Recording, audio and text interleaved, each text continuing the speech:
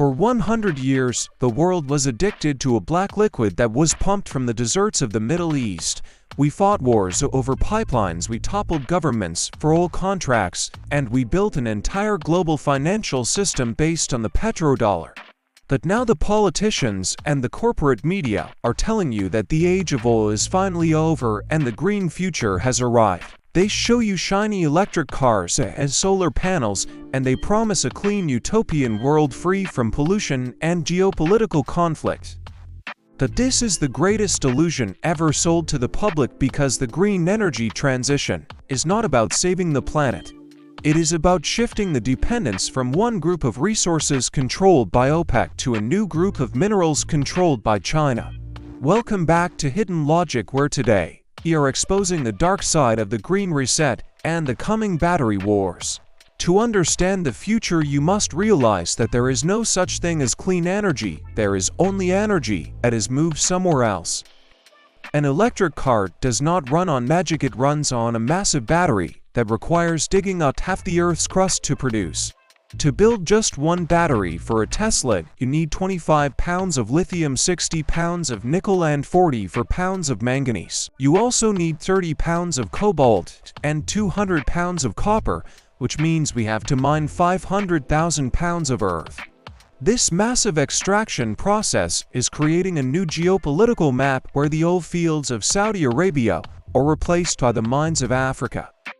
Let us look at the Democratic Republic of Congo, which sits on the largest reserves of cobalt on the entire planet Earth. Cobalt is the blood diamond of the digital age because you cannot build a smartphone or an electric car battery without it.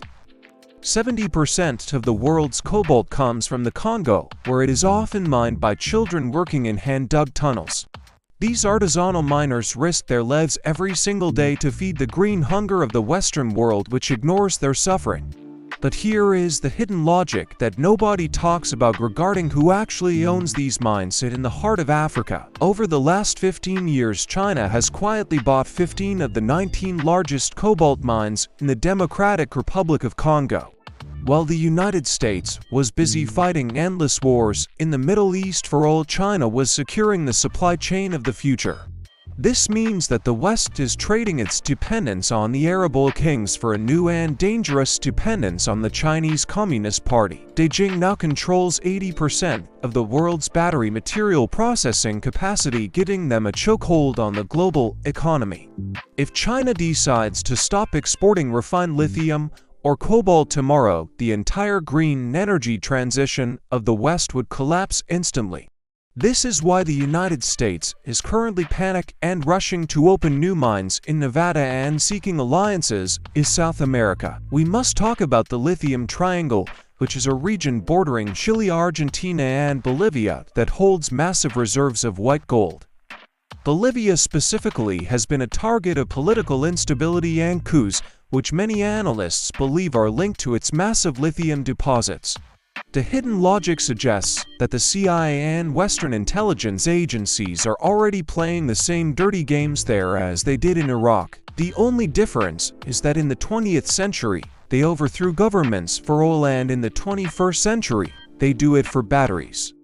I want to hit the pause button right here because I need to ask you a critical question about the definition of clean energy. Do you believe that an electric car is truly green if its battery is built with minerals mined by child labor and processed by coal power?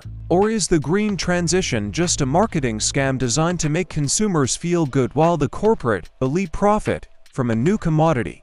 Go to the comments section right now and type the word green if you believe this transition is necessary to save the climate.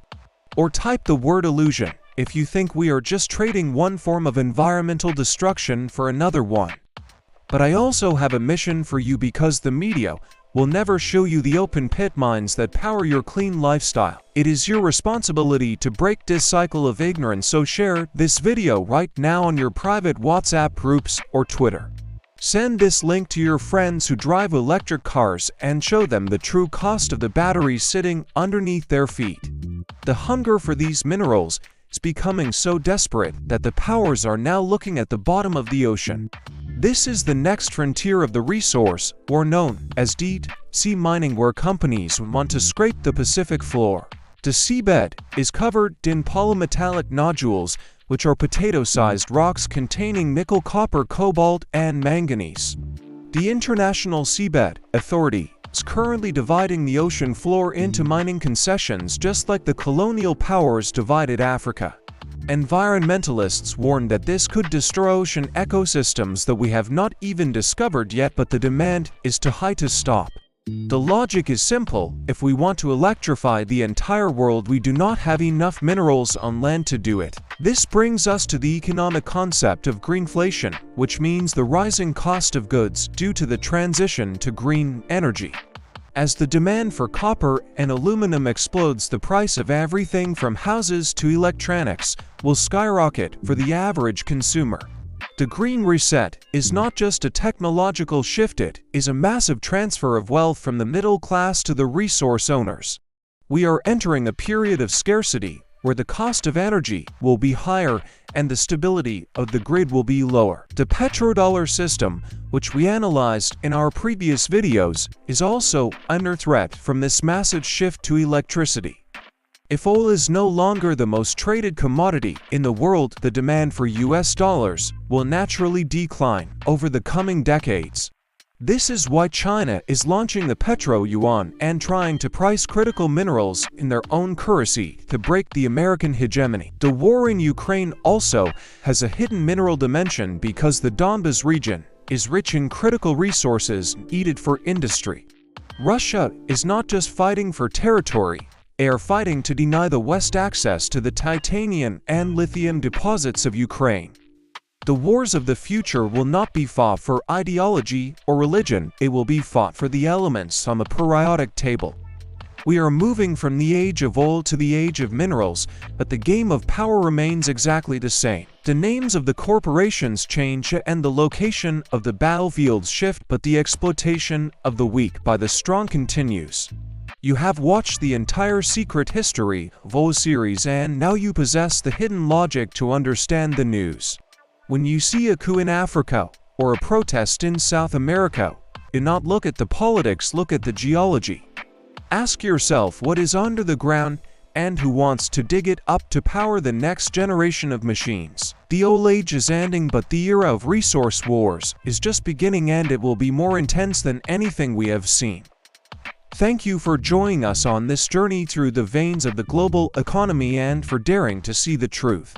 If you want to support our mission to expose these hidden truths, make sure you are subscribed and your notifications are on. We are preparing a new series that will go even deeper into the financial systems that control your life from the shadows. See you in the next series, where we unlock the ultimate truth about money, power, and the future of human freedom.